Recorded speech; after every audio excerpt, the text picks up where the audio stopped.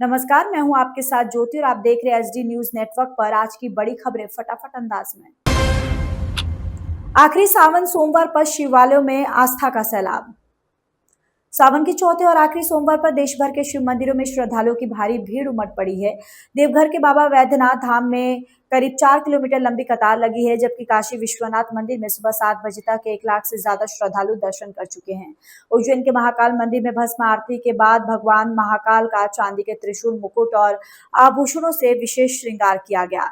प्रशासन ने प्रमुख मंदिरों में ड्रोन और सीसीटीवी से सुरक्षा व्यवस्था भी कड़ी कर दी है। सीजेपी का सरकार पर वादा पूरा न करने का आरोप। कॉकरोच जनता पार्टी यानी सीजेपी ने केंद्र सरकार पर छात्रों से किए गए वादे पूरे नहीं करने का आरोप लगाया है। पार्टी ने मांग की है कि आंदोलन के दौरान छात्रों पर दर्ज सभी एफआईआर वापस ली जाए और नीट से जुड़े मामलों में जान गंवाने वालों छात्रों के परिवारों को मुआवजा दिया जाए।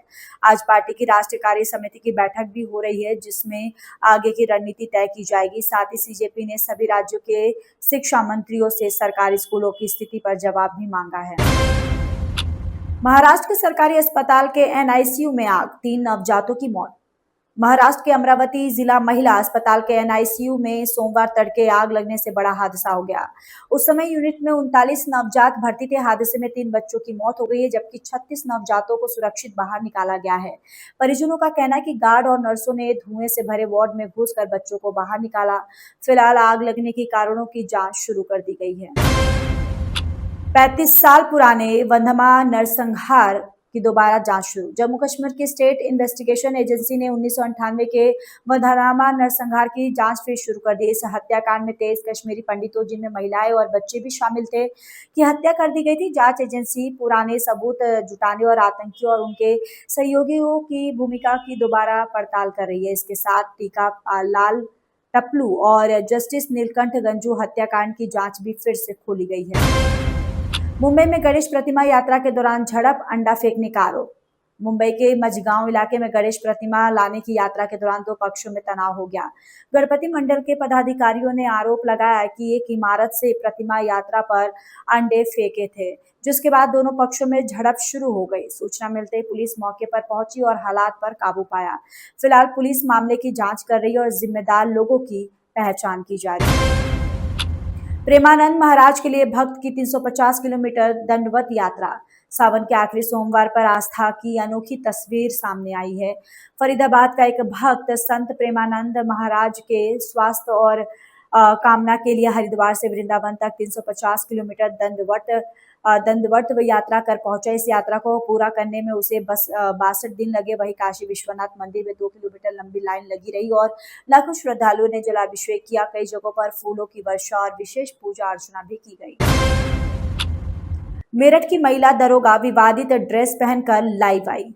मेरठ में सोशल मीडिया रील को लेकर सस्पेंड की गई महिला दरोगा पहली बार लाइव आकर सामने आई हैं।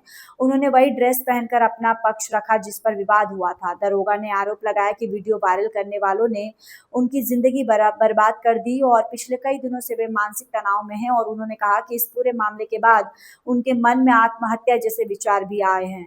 अब ये मामला सोशल मीडिया और पुलिस विभाग दोनों में चर्चा का विषय बना हुआ है। बजरंग दल जिलाध्यक्ष के बहनोई की पीट कर हत्या। बस्ती जिले में बजरंग दल के जिलाध्यक्ष के बहनोई की कथित तौर पर पीट कर हत्या कर दी गई। आरोपी की पुरानी रंजिश और कहासुनी के बाद हमलावरों ने चारपाई के पाट से हमला किया। गंभीर हालत में युवक को मेडिकल कॉलेज ले जाया गया, जहां उसकी मौत हो गई। घटना के बाद गुस्साए कार्यकर्ताओं ने पुलिस चौकी का घेराव कर पुलिसकर्मियों के निलंबन की मांग की। पुलिस ने आरोपियों की गिरफ्तारी के लिए दबिश शुरू कर दी है। खौलते गुड़ की कढ़ाई में गिरने से युवक की दर्दनाक मौत। लखीमपुर का 25 वर्षीय युवक का महाराष्ट्र के एक गुड़ प्लांट में काम करते समय खौलते गुड़ की कढ़ाई में गिर गया। वो करीब 1 मिनट तक तड़पता रहा और साथी कर्मचारियों ने मुश्किल से उसे बाहर निकाला। गंभीर रूप से झुलसे युवक की इलाज के दौरान मौत हो गई। परिवार का कहना है कि वो घर का कर्ज चुकाने के लिए महाराष्ट्र कमाने गया था। इस दर्दनाक हादसे का वीडियो सामने आने के बाद मामले की जाँच शुरू कर दी गई। हॉर्मुज स्ट्रेट से गुजरने वाले जहाजों से टोल वसूलेगा ईरान। ईरान की संसद ने हॉर्मुज स्ट्रेट से गुजरने वाले जहाजों पर टोल वसूलने के प्रस्ताव को मंजूरी दे दी है। ईरान का कहना है कि शुल्क के बदले जहाजों को समुद्री सुरक्षा, इंश्योरेंस और अन्य सेवाएं उपलब्ध कराई जाएंगी। भुगतान ईरानी रियाल या ईरान की मंजूर किसी अन्य मुद्रा में किया जा सकेगा। इस फैसले को दुनिया के सबसे व्यस्त समुद्री व्यापार मार्गों में से एक पर ईरान की रणनीतिक पकड़ मजबूत करने की कोशिश माना जा रहा है। इस अंक में फिलहाल इतना ही। अगले अंक में आपसे फिर होगी मुलाकात। तब तक के लिए मुझे दीजिए इजाजत। नमस्कार।